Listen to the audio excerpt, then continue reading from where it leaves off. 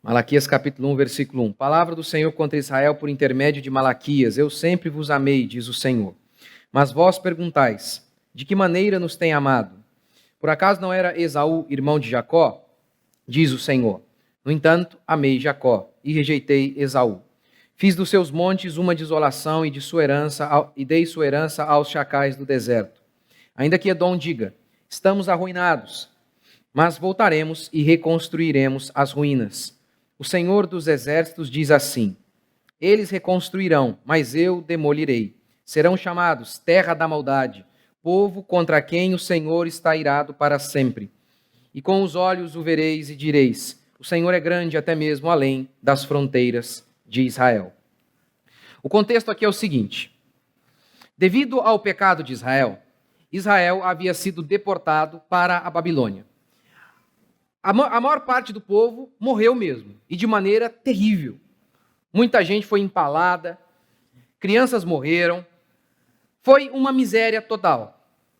Aqueles que restaram foram levados para a Babilônia e lá ficaram durante 70 anos debaixo do tacão da Babilônia. Sem terra, sem seu país, sem as suas leis, em terra estrangeira. 70 anos.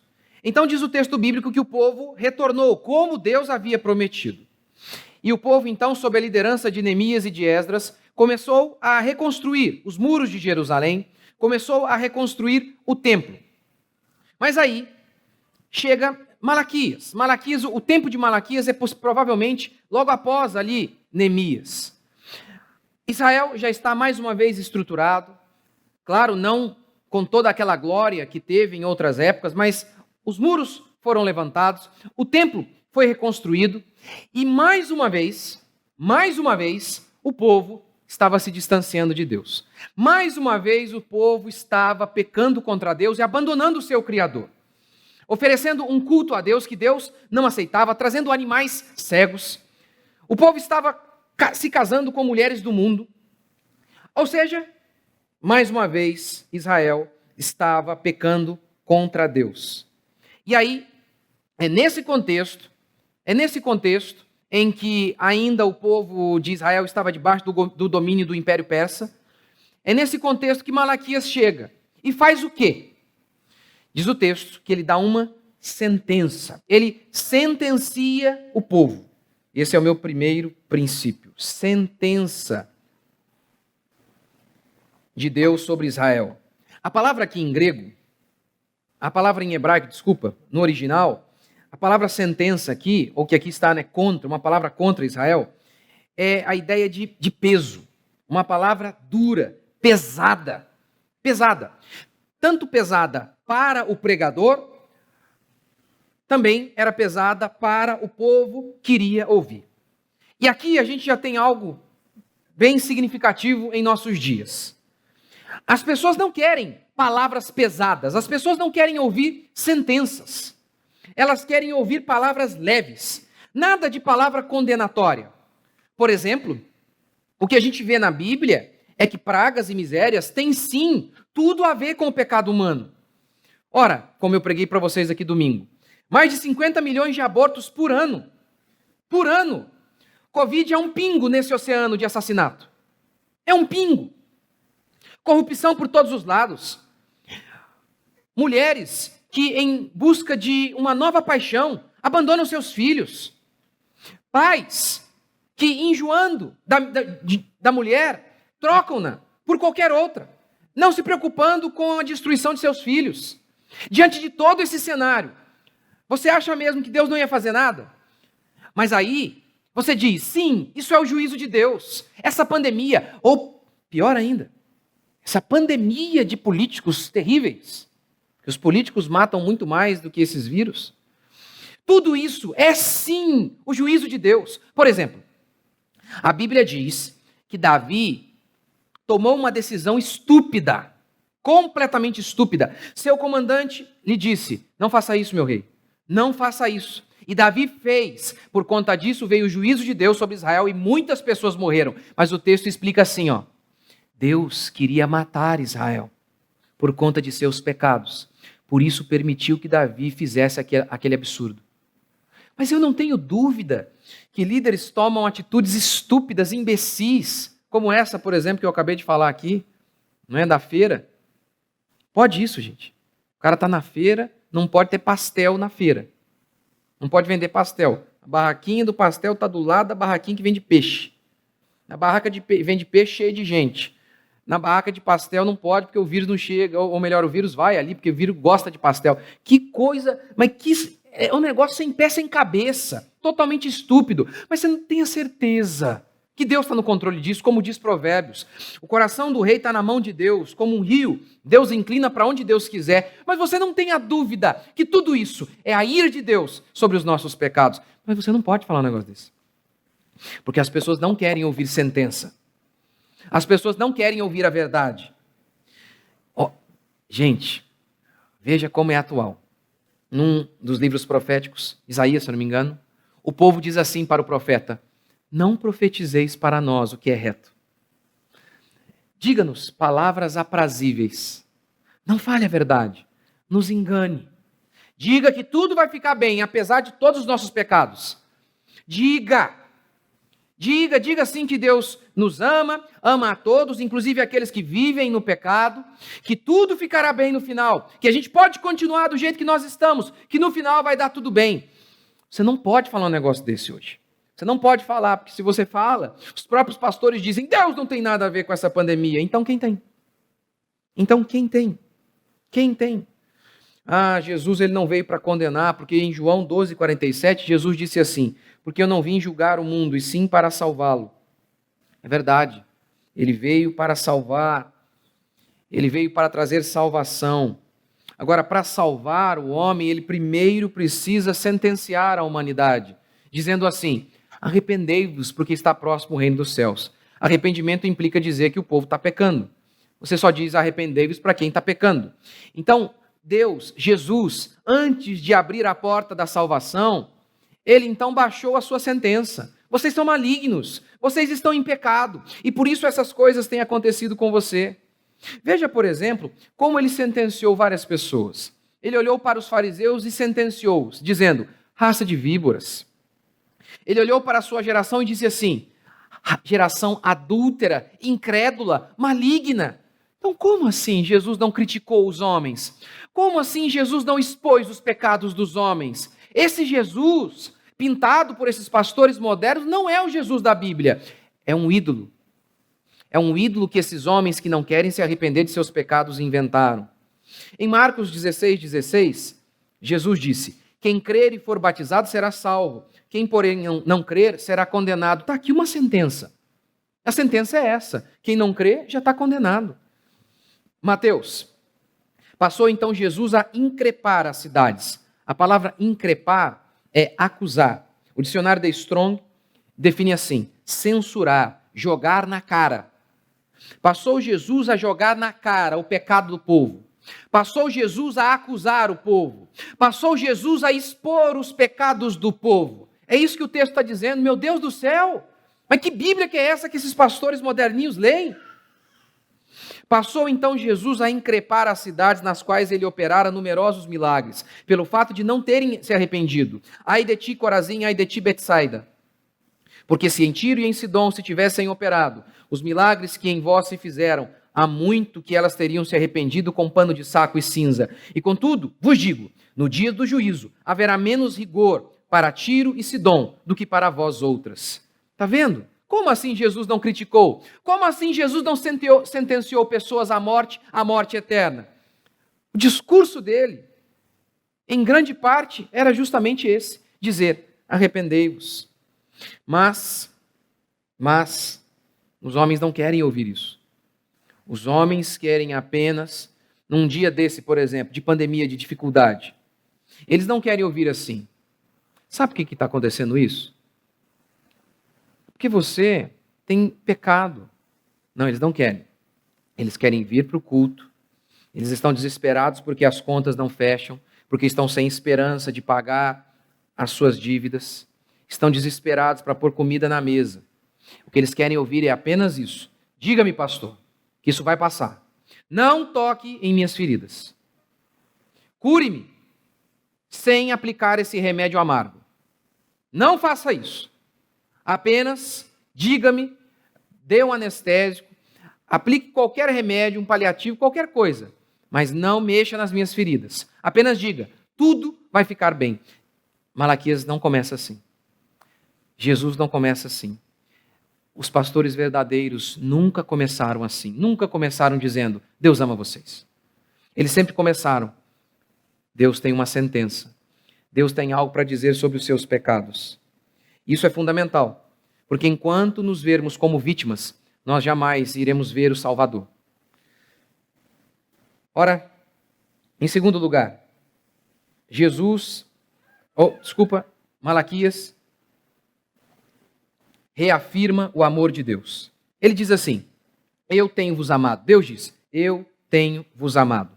E o povo retruca, que jeito? Que dia? Como? A situação econômica de Israel não era das melhores. Israel estava debaixo do jugo do Império Persa. Israel havia acabado de voltar de um exílio vergonhoso, onde sua nação foi completamente destruída. O povo então olha para todo esse cenário e diz, nos amado? Isso é amor? Vimos nossos parentes morrendo. Estamos em grande aflição. Fomos deportados para outro país. Vivemos como escravos lá. Isso é amor? Como Deus responde a esse povo diante desse cenário? Ele diz assim, eu escolhi vocês, Jacó. Jacó tinha um irmão, Esaú. E Paulo vai dizer em Romanos que antes mesmo de Jacó nascer e Esaú nascer, Deus já havia eleito para salvar Jacó. É o que Paulo diz em Romanos 9. Mas aí, é assim que Deus responde para o povo. A minha eleição sobre vocês é a prova do meu amor. Em Romanos 5,8, Paulo diz assim, Deus prova o seu amor por nós, sendo nós ainda pecadores. Deus nos amou antes mesmo de nós nascermos. Deus nos amou sendo nós ainda pecadores, diz Paulo. E em Romanos, capítulo 9, que Paulo cita isso aqui, e ainda não eram os gêmeos nascidos, Jacó e Esaú.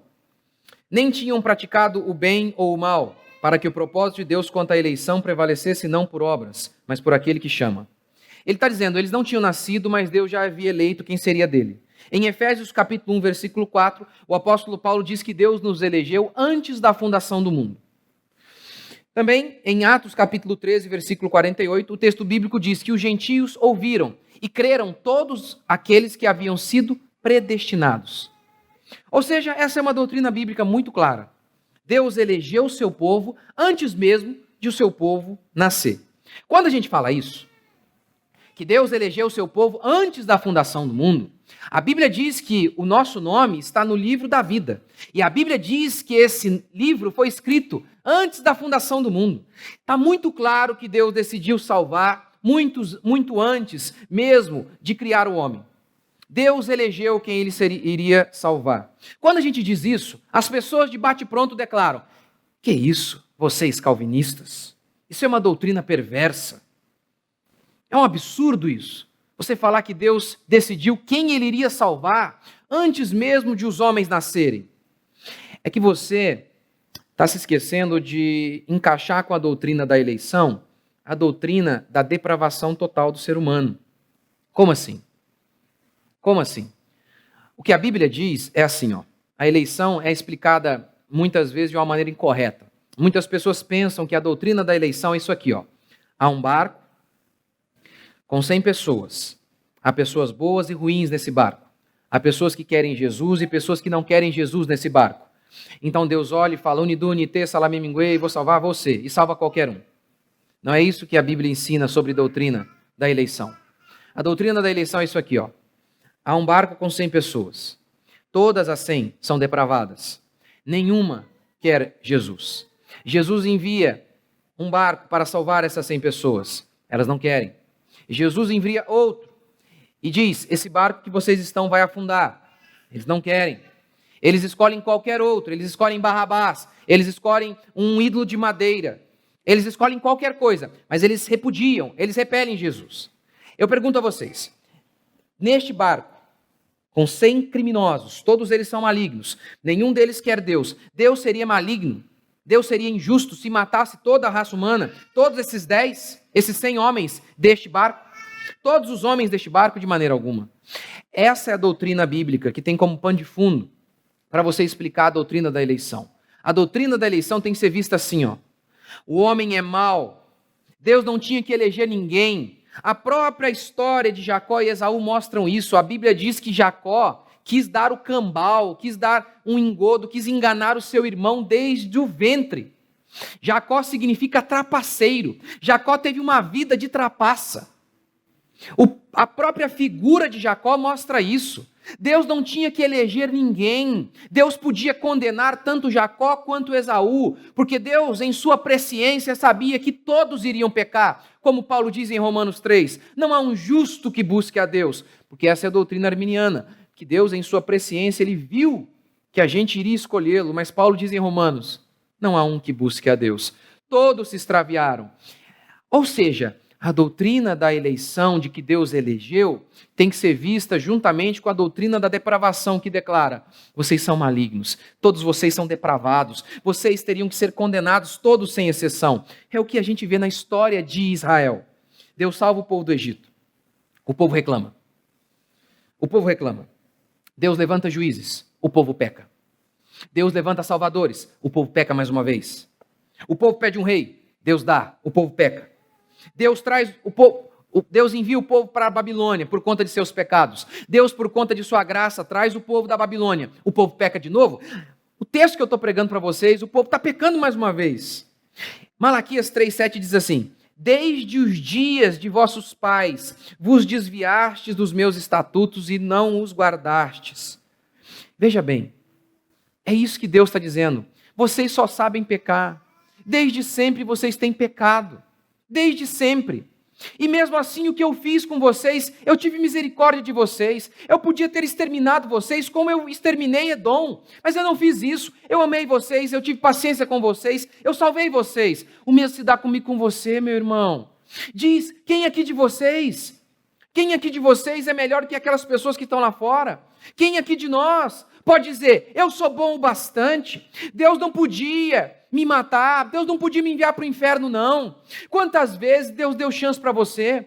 Talvez você está aqui agora mesmo, e quantas vezes você falou, igreja não presta, todo pastor é safado, ladrão, você nem conhece, você nem sabe todos sobre a vida de todos eles, você sabe que isso é desculpa. Eu não estou negando que existam os pilantras, mas você também foi pilantra. Quantas vezes você fez isso como desculpa para não buscar a Deus? Eu estava me lembrando hoje, meu pai, ele ia à igreja, né, e na época eu ia obrigado. Rapaz, e aí meu pai, quando acabava o culto, eu entrava correndo no carro para ninguém me ver, tinha vergonha de falar que estava na igreja. Que depravação é essa, gente? Que nível de depravação? Todos esses anos de pecado. E aí você fala, poxa, estou passando uma dificuldade aqui. Deus diz o mesmo que disse para Israel.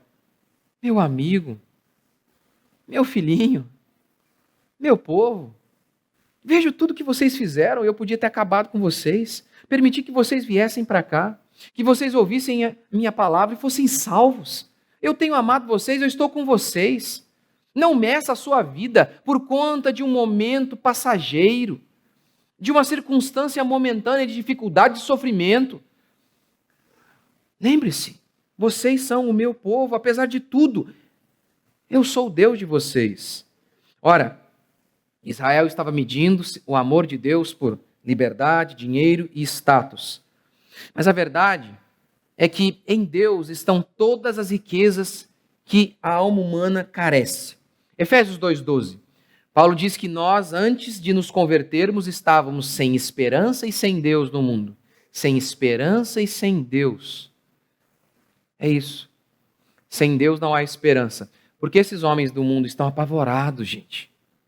Eu falei para vocês aqui, dado da OMS, de um cientista renomado. A taxa de mortalidade do Covid, em se tratando de pessoas de menos de 70 anos, é 0,05, gente. 0,05, gente. É baixo. E o povo apavorado. Apavorado. apavorado. Pelo amor de Deus. Sem Deus, sem esperança. Sem esperança, com medo, angústia o tempo inteiro. Assim é a vida destes homens. Em Atos 17, 28, o texto bíblico declara, Paulo diz, nele vivemos, nos movemos e existimos. Portanto, quando Deus diz assim, eu sou o Deus de vocês, eu elegi vocês, sim, não há resposta melhor para provar que Deus nos ama. Você não pode ver o amor de Deus com base apenas em elementos materiais e estados de prosperidade momentâneos. O amor de Deus se prova no fato de que, sendo nós pecadores, Deus nos amou, Deus tem nos amado e vai nos preservar até aquele dia em que estaremos com Ele. Essa é a maior evidência do amor de Deus por nós. E o sofrimento do povo de Deus é momentâneo e educativo. Note isso, essa é outra evidência do amor de Deus. Edom e Israel pecaram, ambos pecaram. Mas Deus diz, note isso, eu destruí Edom para sempre, com vocês não é assim.